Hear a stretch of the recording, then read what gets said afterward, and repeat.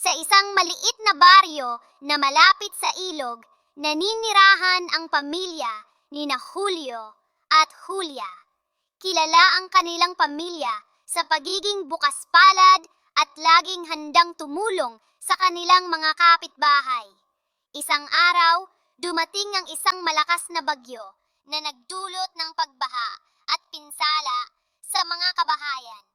Sa kabila ng panganib, mabilis na tumulong sina Julio at Julia sa kanilang mga magulang sa paglikas ng mga kapitbahay papunta sa ligtas na lugar.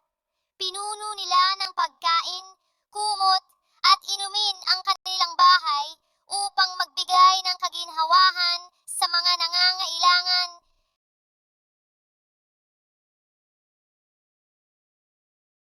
Habang patuloy ang pag-ulan at ang mga alon ng baha ay naglalakihan, tinuruan ni Tatay Miguel sina Julio at Julia na maging matatag at mapagmalasakit.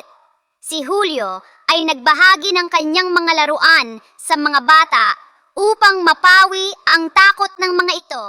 Samantalang si Julia ay tumulong sa pagbibigay ng maiinit na sopas sa mga matatanda. Ang kanilang tahanan ay nagsilbing kanlungan at simbolo ng pag-asa sa buong baryo. Napatunayan ng pamilya ni na Julio at Julia na sa kabila ng unos, ang pagmamalasakit at pagkakaisa ay nagbibigay liwanag at lakas sa lahat.